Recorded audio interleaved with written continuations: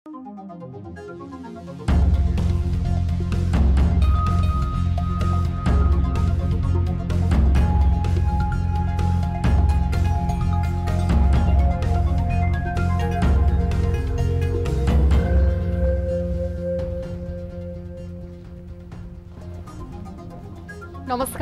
यो news 24 television prime time न्यूजमा स्वागत छ।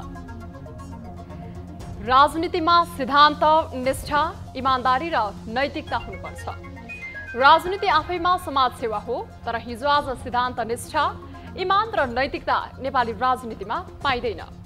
संसद जस्तो जनताको प्रतिनिधित्व हुने प्रमुख थलो बेइमान र बलमिच्याईको केन्द्र बन्न थालेको छ।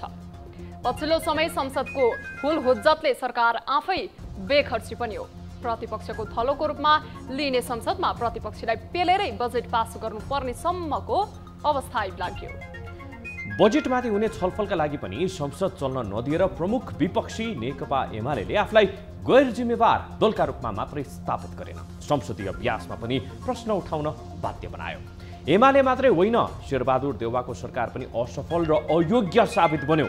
यति मात्रै होइन, पेस्की खर्च विधेयक पारित गराएर सरकार वैधतापूर्वक सञ्चालन गर्ने बुद्धिमत्ता देखाउन नसकेर अर्थमन्त्री त अयोग्य नै देखिए। यति मात्रै होइन, यति धेरै नालायकी नेपालमा यसभन्दा पहिलेका कुनै सरकारले सायद देखाएका थिएनन्।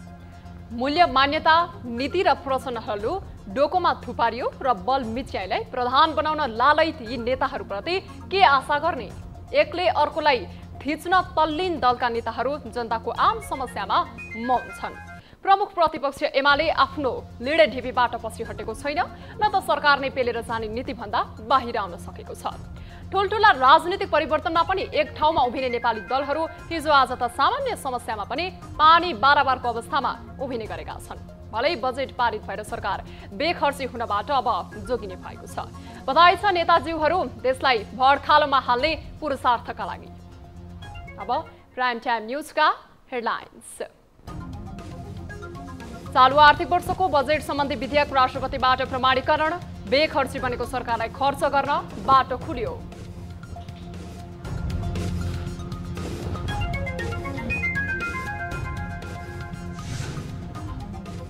दल सम्बन्धी अध्यादेश सत्तारूढ गठबन्धनकै लागि समस्या, जसपाले अध्यादेश खारेजको माग गर्दा मन्त्री परिषद विस्तार रोकियो। प्रतिस्थापन विधेयक ल्याउने तयारी। यो अध्यादेशको कारणले अलिकति डिले भएको थियो, अब यो काम नेपाली कांग्रेसको क्रियाशील सदस्यता विवाद सुल्झिएन। प्रदेश 2 को सर्लाहीमा प्रदेश मन्त्री हातपातमा उत्रिएको भन्दै सानेपामा विरोध प्रदर्शन, डडेलधुरामा अनसन गरिरहनु भएको छ। यो नेपाली कांग्रेसका कार्यकर्ताहरूलाई स्वीकार्य हुँदैन। नेपाल सहित 5 दक्षिण एसियाली मुलुकहरूसँग अमेरिकी उपविदेश मन्त्री शेरमनको साइड लाइन वार्ता, हिन्द प्रशान्त क्षेत्रको सुरक्षा र समृद्धिबारे छलफल।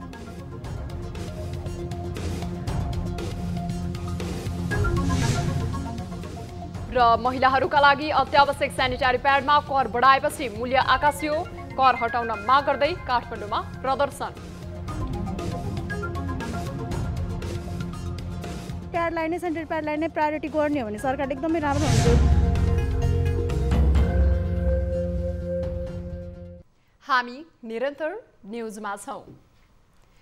चालु आर्थिक वर्षको बजेट सम्बन्धी विधेयक राष्ट्रपति विद्यादेवी भण्डारीबाट प्रमाणित भएको छ। बजेट प्रमाणीकरण भएसँगै सरकारलाई खर्च गर्न बाटो खुलेको छ। बजेट पारित नहुँदा भदौ 30 गतेदेखि सरकारी कोषको रकम खर्च गर्न नमिल्ने भएको थियो।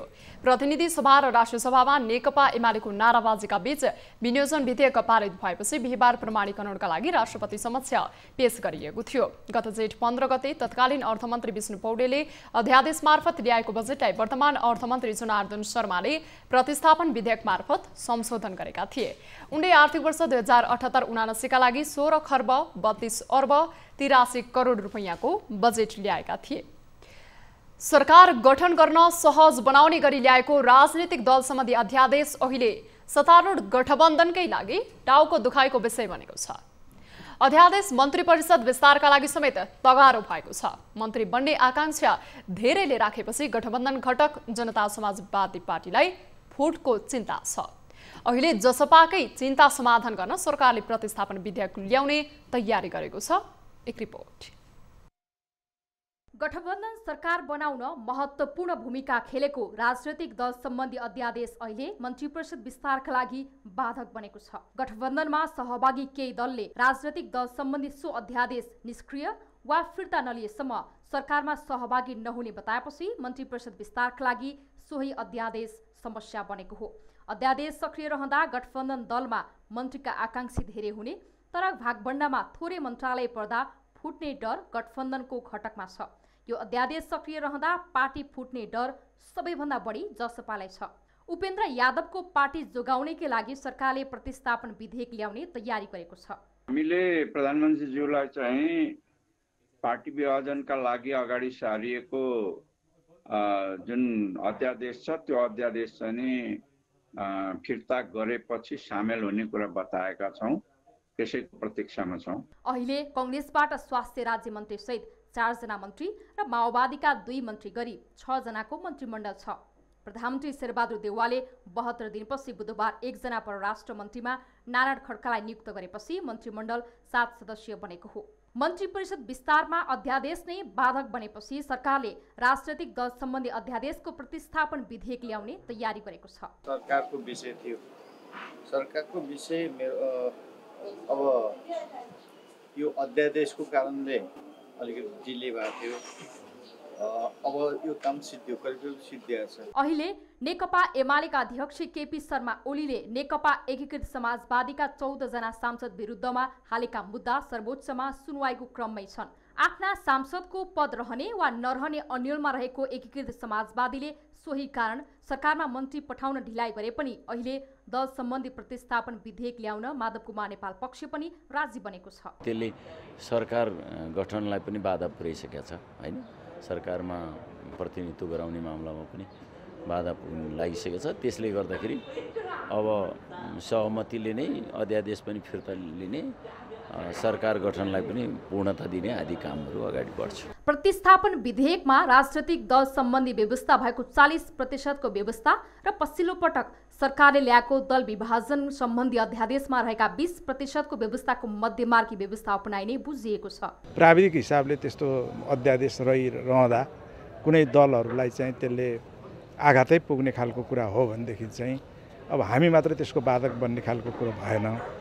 तर त्यसको चाहिँ के भने फिर्ता लिने खालको कुराले हामीलाई मर्का पर्ने र फिर्ता नलिने कुराले चाहिँ गठबन्धनले चाहिँ सरकारको विस्तार भन्नुपर्छ पूर्णता पाउने खालको कुरालाई व्यवधान खडा भएको हो भने हामीले त्यसमा चाहिँ सहजीकरण गरिदिनुपर्छ। सरकारले 20% केन्द्रीय सदस्य अथवा सांसदले दल विभाजन गर्न सक्ने गरी राजनैतिक दल सम्बन्धी ऐनमा अध्यादेश मार्फत संशोधन गरेको थियो। सरकारले भदौ 2 गते जारी गरेको अध्यादेश भदौ 23 गते प्रतिनिधि सभामा पेश भएको थियो। न्युज 24 टेलिभिजनका लागि क्यामेरामा विनोद बजगाईको साथमा सरोज बस्यालको सहयोगमा पुष्पा शर्माको रिपोर्ट। नेकपा एकीकृत समाजवादी पार्टीले पदाधिकारी टुङ्गो लगाएको छ। एकीकृत समाजवादी पार्टीको तेस्रो दिनको केन्द्रीय कमिटीको बैठकले पार्टी पदाधिकारी टुङ्गो लगाएको हो।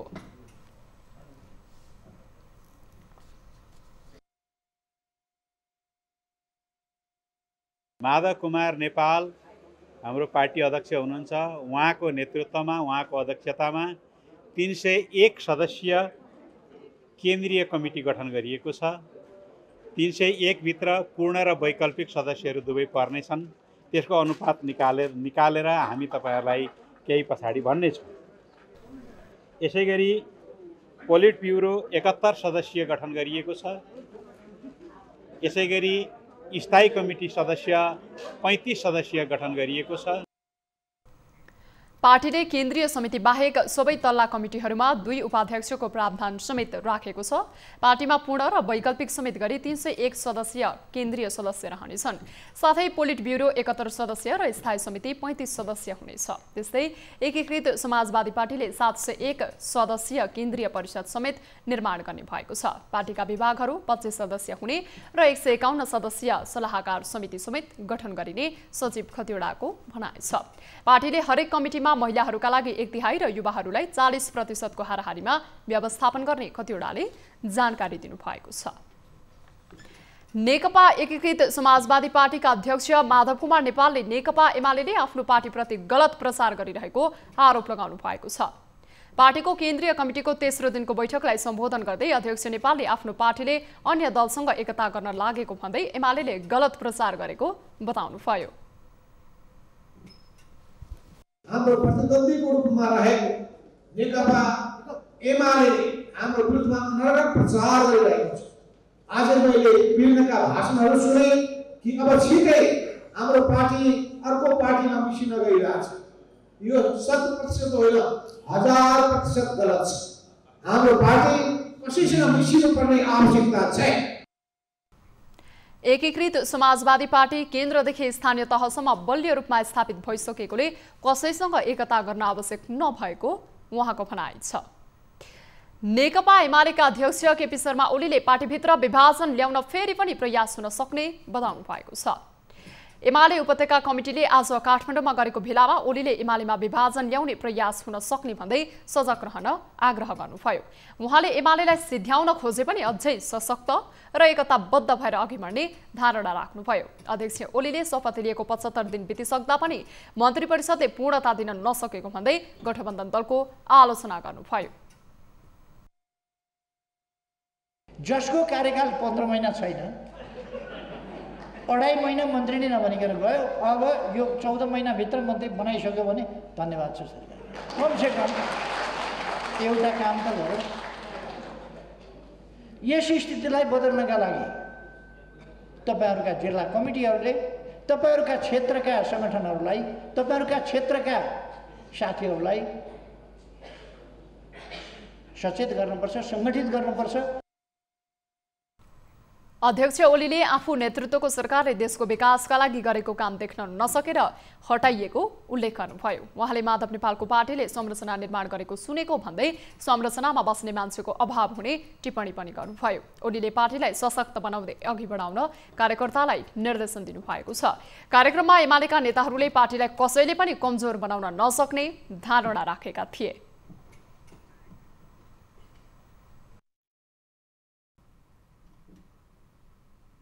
हामी निरन्तर न्यूजमा छौं। महाधिवेशनमा होमिएको नेपाली कांग्रेसभित्रको विवाद थप चर्किएको छ। विवाद चर्किँदै जाँदा सर्लाहीमा स्थानीय नेता हातपातमा उत्रिएको भन्दै संस्थापक इतर समूहले केन्द्रीय पार्टी कार्यालय सानेपामा विरोध जनाएका छन्। सांसद अमरेश कुमार सेमर सहितको टोलीले सर्लाही घटनालाई लिएर पार्टी केन्द्रीय कार्यालयमा नाराबाजी सहित विरोध गरेका हुन्। विरोधलाई ऐक्यबद्धता जनाउन केन्द्रीय सदस्य शेखर कोइराला समेत पुग्नु भएको थियो। कोइरालाले प्रदेश 2 का 8 जिल्लामा क्रियाशील सदस्यता विवाद टुङ्ग्याउन नसकेको भन्दै नेतृत्वको आलोचना गर्नुभयो। उहाँले पार्टीमा गुण्डागर्दी शैली बढेको आरोप समेत लगाउनुभयो। पार्टी कब्जा गर्ने हिसाबले जिल्लामा नेताहरूले गुण्डागिर्दीको जुन देखाइरहनु भएको छ, गरिरहनु भएको छ, यो नेपाली कांग्रेसका कार्यकर्ताहरूलाई स्वीकार्य हुँदैन। गएको मंगलबार प्रदेश 2 का युवा तथा खेलकुद र महिला बालबालिका मन्त्री वीरेन्द्र प्रसाद सेमले सर्लाही जिल्ला बरहथवा नगरपालिका 4 का वडा अध्यक्ष लाखेन्द्र महतोलाई हातपात गरेको उनीहरूको आरोप छ।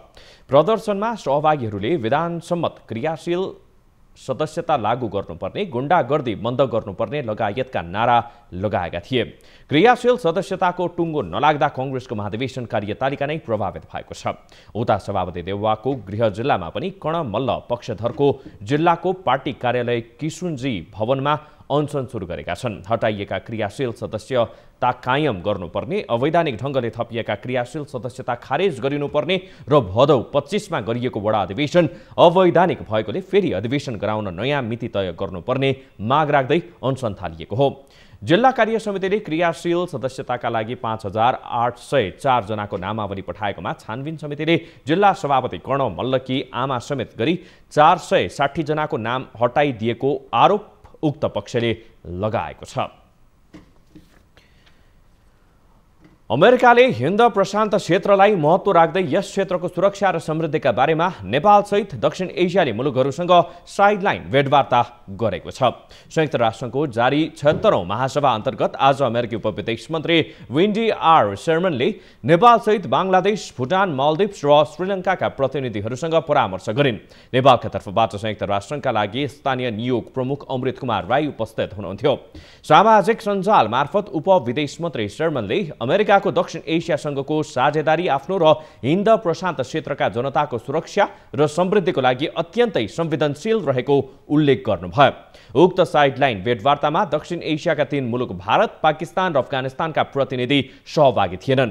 भेटवार्तामा लोकतान्त्रिक सिद्धान्तहरूलाई अघि बढाउने तथा कोभिड-19 लाई नियन्त्रणका लागि आपसी सहयोग, आर्थिक सुधार र जलवायु परिवर्तन लगायतका विश्वव्यापी चुनौतीहरूलाई सम्बोधन गर्ने विषयमा छलफल भएको थियो।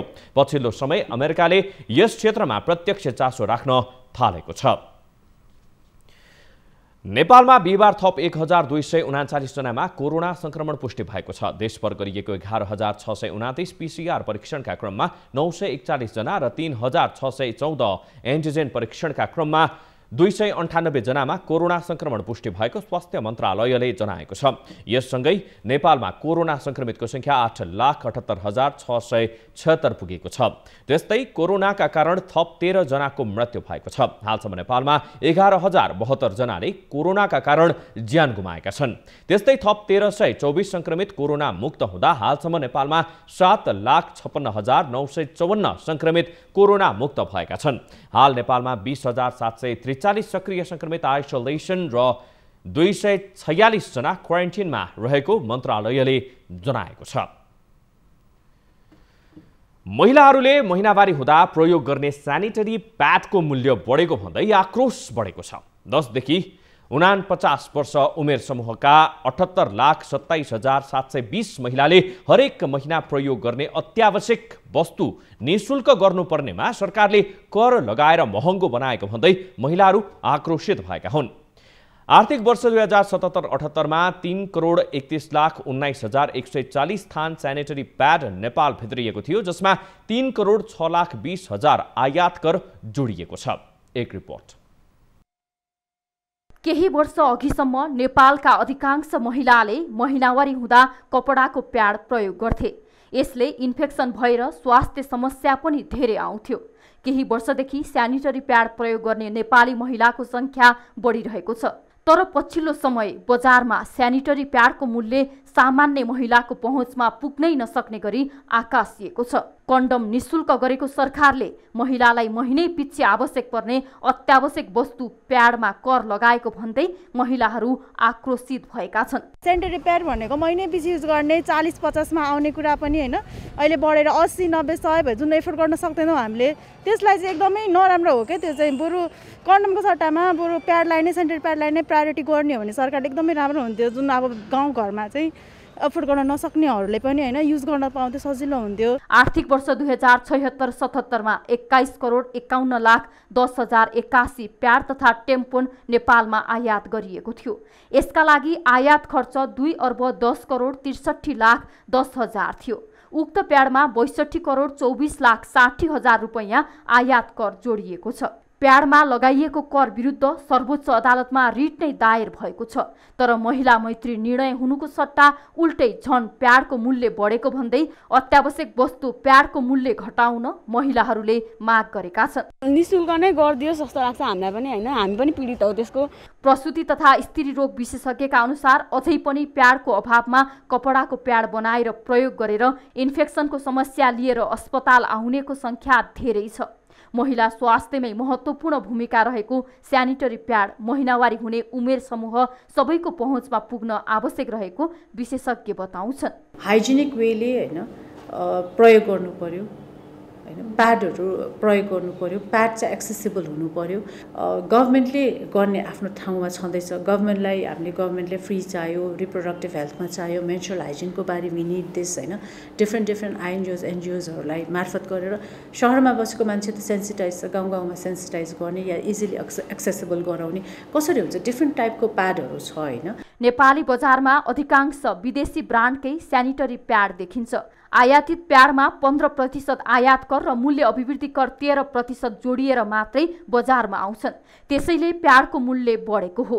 महिनावारीको बेला महिलाले प्रयोग गर्ने सामग्रीलाई मूल्य अभिवृद्धि कर ऐन 2052 को अनुसूची 1 मा कर छुट हुने वस्तु तथा सेवाहरूमा समावेश गर्नुपर्ने सरकारवालाहरूको माग छ।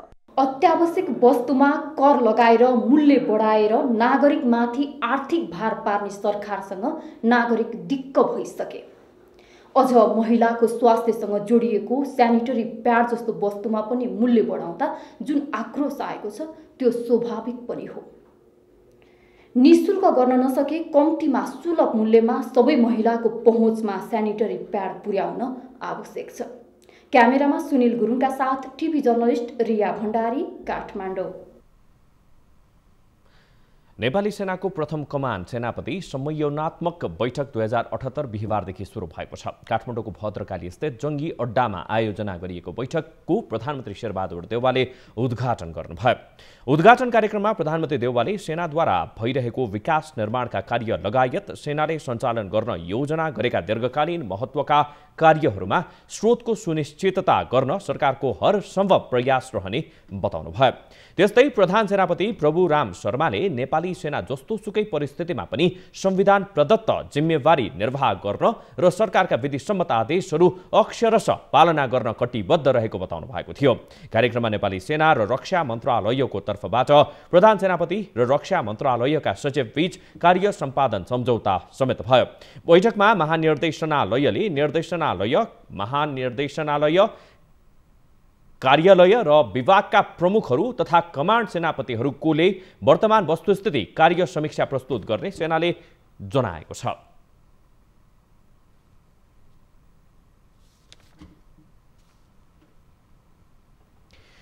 न्युजहरू अझै बाँकी छन्। यो समय हो लाइफ बोय हात धुने ब्रेकको।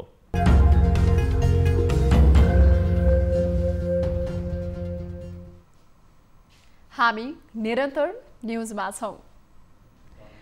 नेपाल धितोपत्र बोर्डले हालसम्म ब्रोकर लाइसेन्सको लागि योग्यसम्मको किटान गर्न सकेन। तर तोकिएको मापदण्ड पूरा गरेका लगानीकर्ताले सहज तरिकाले सेवा उपलब्ध गराउन सक्ने धितोपत्र बोर्डको दाबी छ। यता स्टक ब्रोकर्सहरूले भने बोर्डले लाइसेन्स जस्तै प्रदान गरे पनि आपत्ति नरहेको बताएको छ। तर बोर्डले निर्णय गर्न नसक्दा स्टक बजारमा समस्या आएको छ। एक रिपोर्ट। आर्थिक वर्ष 2075-76 को मौद्रिक नीतिमा नेपाल राष्ट्र बैंकले वाणिज्य बैंकका सहायक कम्पनीहरूलाई ब्रोकर लाइसेन्सका लागि योग्य ठहर गरेको छ। तर पछि फेरि लिएको निर्णयबाट नेपाल धितोपत्र बोर्ड पछि हटेको छ। अहिले वाणिज्य बैंकको सहायक कम्पनी, अनलाइन प्रणाली वा ब्रोकर कम्पनीलाई कसलाई लाइसेन्स दिने भन्ने विषयमा बोर्ड अलमलमा परेको छ। खुल्ला प्रतिस्पर्धा, मापदण्ड पूरा गरेका र लगानीकर्तालाई सहज तरिकाले सेवा दिन सक्ने जुन समूहलाई पनि लाइसेन्स प्रदान गरिने बोर्डले बताएको छ। र मापदण्ड मिट गर्नेहरूलाई चाहिँ नि अगाडि बढाउने, मापदण्ड मिट गरेन भने चाहिँ नि त्यो जाँदैन भनेर भनौँ। त्यसरी एउटा सर्टन प्यारामिटर्स सहितको चाहिँ मापदण्ड त्यहाँ तोकिएको छ।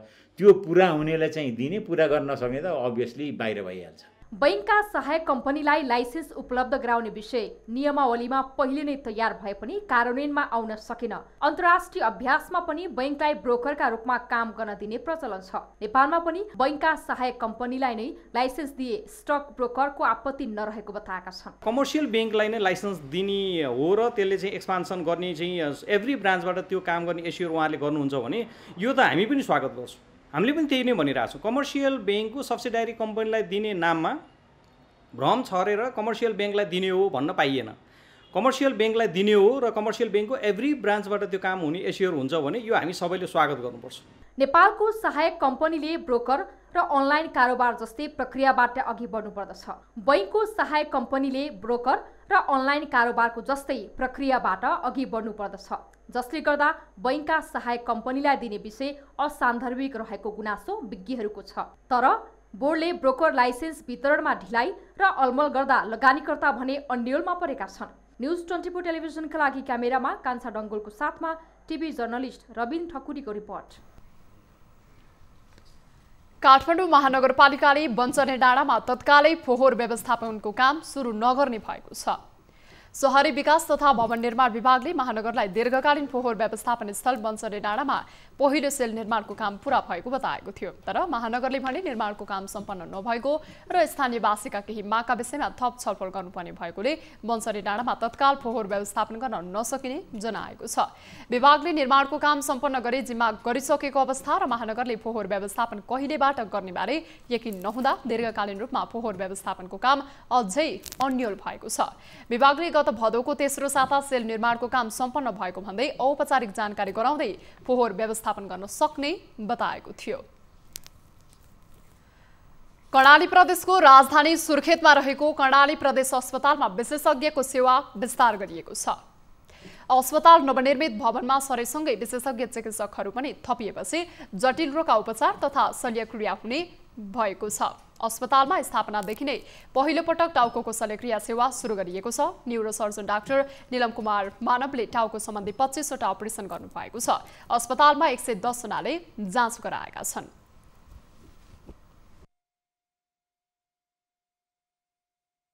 जतिसक्दो बढी सेवा बढी दिएर जनतालाई सर्वसुलभ र सबै किसिमको सेवाहरू दिएर बाहिर जान पनि सफर नपरोस्, सबै अपरेसनहरू यही होस्, सबै चाहिँ उपचार यही होस् भनेर हामी चाहिँ लागिरहेछौँ। यसअघि 150 शैय्या सञ्चालन गरेको प्रदेश अस्पतालले नयाँ भवनमा सरेपछि थप 100 शैय्या बढाएर 250 शैय्याबाट सेवा दिइरहेको छ। अस्पतालले बाहिरसँग सेवा अर्थात् ओपीडी सेवाको समय पनि बढाएको छ। यसअघि बिहान 10 बजेदेखि 3 बजेसम्म दिने गरिएको ओपीडी बिरामी जाँच सेवा बिहान 9 बजेदेखि बेलुका 4 बजेसम्म बनाइएको छ। प्रदेश अस्पतालले गत आर्थिक वर्ष 2077-78 मा 53,453 जनालाई ओपीडी र 8,963 जनालाई इमर्जेन्सी सेवा दिएको छ। सोही अवधिमा 4,949 जना महिलाहरूले अस्पतालबाट सुत्केरी सेवा लिएको अस्पतालले जनाएको छ। अब बिजनेस न्यूज।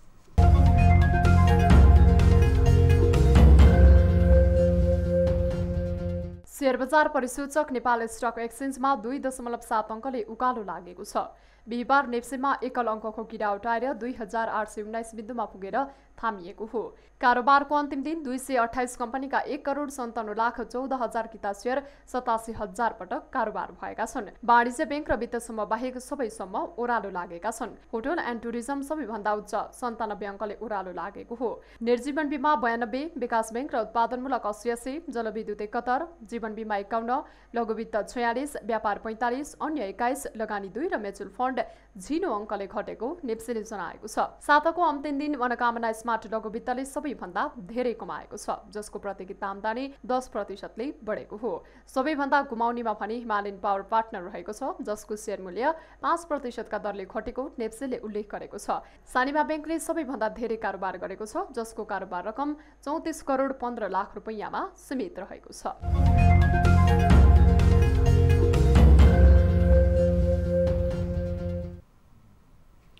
हामी निरन्तर न्यूजमा छौं। अब स्पोर्ट्स न्यूज।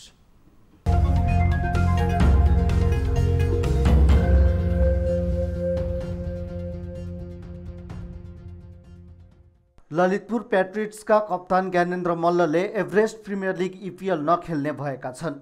ललितपुर पैट्रियट्सले बिहिबार विज्ञप्ति जारी गर्दै व्यक्तिगत कारणले कप्तान मल्ल मैदानमा उत्रन नसक्ने जनाएको छ। मल्लले ललितपुरका सीईओ नीरज कोइरालालाई इमेल मार्फत आफू खेल्न असमर्थ रहेको जानकारी दिएको उक्त विज्ञप्तिमा उल्लेख छ।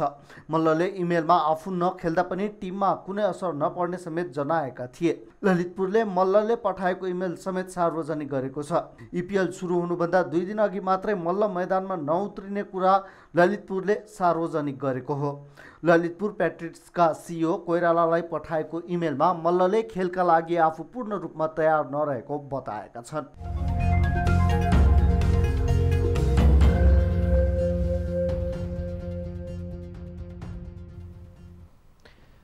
अब 24 वेदर।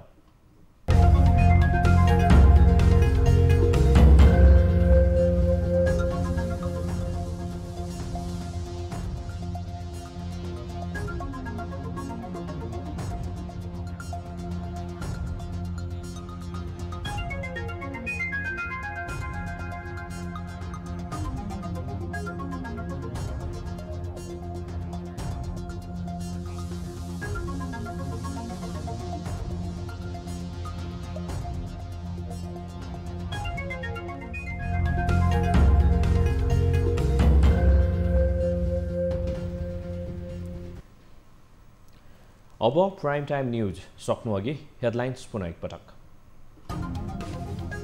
चालू आर्थिक वर्षको बजेट सम्बन्धी विधेयक राष्ट्रपतिबाट प्रमाणीकरण, बेखर्ची बनेको सरकारलाई खर्च गर्न बाटो खुल्यो।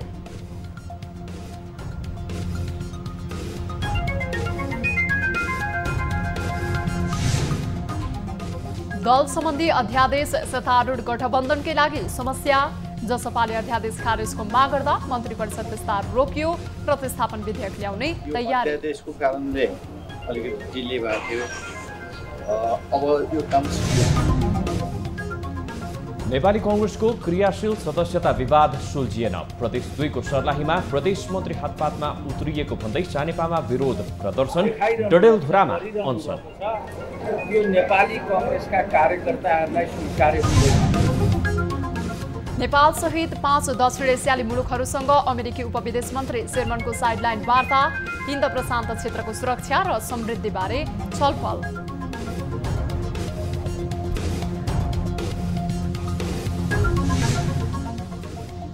र महिलाहरूका लागि अत्यावश्यक सेनिटरी प्याडमा कर बढाएपछि मूल्य आकाशियो, कर हटाउन माग गर्दै काठमाडौँमा प्रदर्शन। प्याडलाई नै सेनिटरी प्याडलाई नै प्रायोरिटी गर्ने हो भने सरकार एकदमै राम्रो हुन्छ।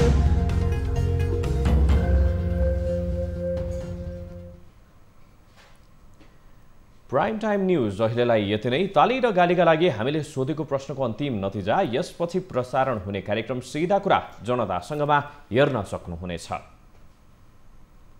थप न्यूजका लागि हाम्रो वेबसाइट www.news24nepal.com हेर्नुहोला। साथै हामीलाई फेसबुक, ट्विटर र युट्युबमा पनि फलो गर्न सक्नुहुनेछ। यस्तै मोबाइल, भाइबर र इमेलबाट 24 हेल्प डेस्कमा समस्या र गुनासो गर्न सक्नुहुनेछ। अहिलेलाई बिदा दिनुहोस्। हामी निरन्तर न्यूजमा छौं। नमस्ते।